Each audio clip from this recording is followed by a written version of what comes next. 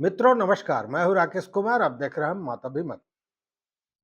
मित्रों, के पाठक को लेकर जो एक बादल सा छाया हुआ था कि क्या होगा नहीं होगा, क्या वो शिक्षा विभाग में वापस लौटेंगे, क्या राजस्व एवं भूमि सुधार विभाग में योगदान देंगे, या वीआरएस लेंगे, या केंद्रीय प्रतिनियुक्ति पर जाएंगे।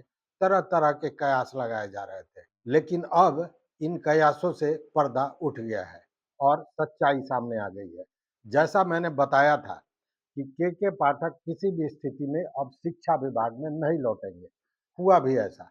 शिक्षा विभाग में वो नहीं आएंगे और आज वो योगदान देंगे। योगदान कहाँ देंगे? तो ऐसे तो उनको योगदान देना था राजस्व एवं भूमि सुधार विभाग में, लेकिन उन्होंने भूमि सुधार विभाग को नकार दिया था।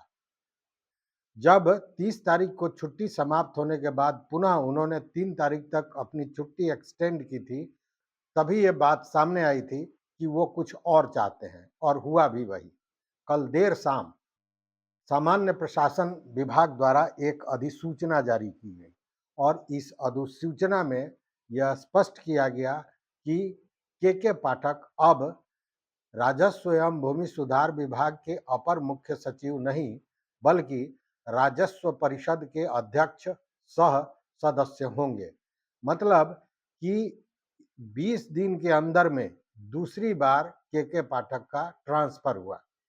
मैं ये ट्रांसफर की बात बता रहा हूँ क्योंकि पहले 13 जून को शिक्षा विभाग से उनका ट्रांसफर कर दिया गया था एसीएस राजस्व एवं भूमि सुधार विभाग में, और तब वो छुट्टी पर थे। आप जानते हैं कि 3 जून से 30 जून तक के पाठक छुट्टी पर चले गए थे, लंबी छुट्टी पर। और तब वो शिक्षा विभाग के एसीएस थे जब वो छुट्टी पर गए थे। लेकिन छुट्टी के दौरान ही 13 तारीख को, 3 तारीख को वो छुट्टी पर गए थे और 10 दिन के बाद 13 तारीख को ट्रांसफर हुआ था बिहार सरकार में बड़ी संख्या में, और इसी में के पाठक को भेज दिया गया था राजस्व एवं भूमि सुधार विभाग में। और शिक्षा विभाग में जब वो छुट्टी पर गए थे तो उनके जगह पर जिन्होंने प्रभार लिया था डॉक्टर एस सिद्धार्थ, जो मुख्यमंत्री सचिवालय के प्रधान सचिव भी हैं, उनको एसीएस बना दिया गया था। मतलब उनकी पदस्थापना एसीएस शिक्षा विभाग के रूप में कर दी गई। इसी छुट्टी के दौरान आपको याद होगा कि बाज़ाब्ता उनका नेम प्लेट लग गया था भूमि एवं राजस्व विभाग, जिस पर उन्होंने आपत्ति जताई थी और वो हटा दिया गया था और तभी से कयासों का बाजार गर्म था। लेकिन बार-बार जो ये बात आ रही थी कि वो शिक्षा विभाग में पुनः लौट आएँगे, जिस पर हमने दावा किया था कि शिक्षा विभाग में वो कभी नहीं लौटेंगे।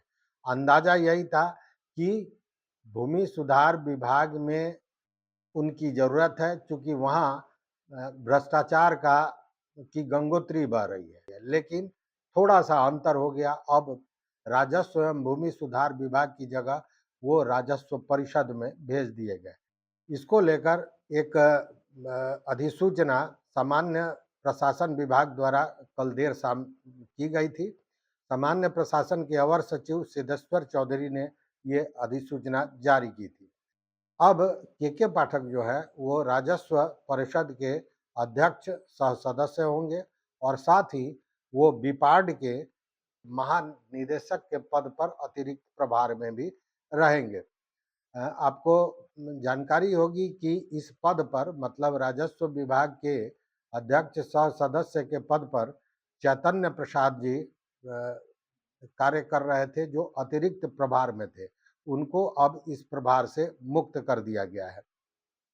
वहीं राजस्व एवं भूमि सुधार विभाग में के पाठक का जब ट्रांसफ़र हुआ था और वो छुट्टी पर थे, तो उस बीच में प्रभार में कार्य कर रहे थे दीपक कुमार सिंह। तो अभी दीपक कुमार सिंह राजस्व एवं भूमि सुधार विभाग के एसीएस के पद पर कार्यरत रहेंगे, काम करते रहेंगे।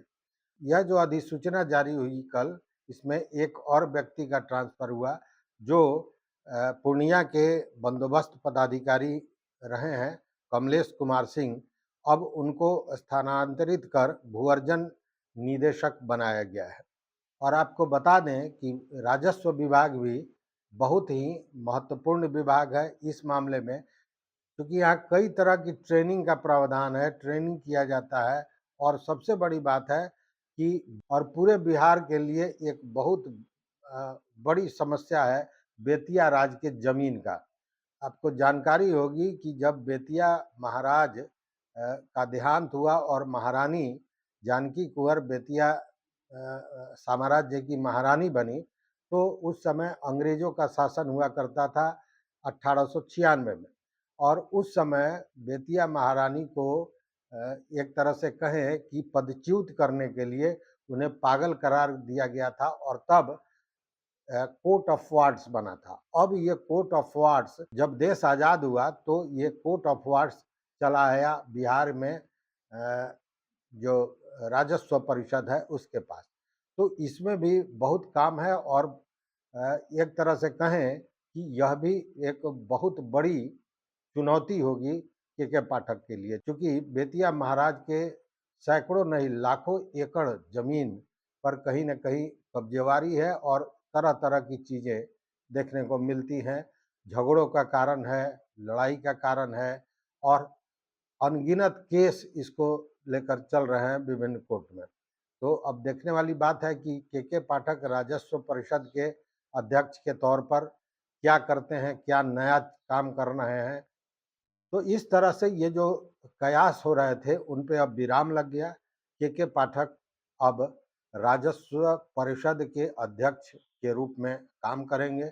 जो संभावनाएं जताई जा रही हैं कि आज ही के पाठक राजस्व परिषद में अपना योगदान भी दे देंगे। तो ये जो तमाम तरह के कयास थे उन पे अब विराम लग गया है। देखने वाली बात है कि राजस्व विभाग में के पाठक क्या नया कर पाते हैं, इसमें किस तरह सुधार कर पाते हैं। आपको याद होगा शिक्षा विभाग में जब वो आए तो उन्होंने पटरी पर लाने के लिए तमाम तरह के आदेश दिए, और सच्चाई यही है कि जो डिरेल्ड हो गया था शिक्षा विभाग उसको उन्होंने पटरी पर लाया, इसमें भी कोई शक नहीं है। लेकिन कुछ चीज़ें उनकी विवादित हो गई, जैसे छुट्टियों का मामला था, स्कूल टाइमिंग का मामला था, त्योहारों की जो छुट्टियां होती थी उसमें कटौती, तो इसको लेकर उनका विरोध भी हुआ, और ये विवाद का कारण बना रहा। लेकिन शिक्षा विभाग को पटरी पर लाने में के पाठक का बड़ा योगदान है, इससे भी इनकार नहीं किया जा सकता है। तो इस वीडियो में बस इतना ही। देखते रहिए मत अभिमत। मित्रों, चैनल पर नए हो तो निश्चित रूप से सब्सक्राइब कीजिए, लाइक कीजिए, दोस्तों के साथ शेयर कीजिए, और अपना विचार जरूर दीजिए इस पूरे मामले पर। बहुत बहुत धन्यवाद, बहुत बहुत धन्यवाद।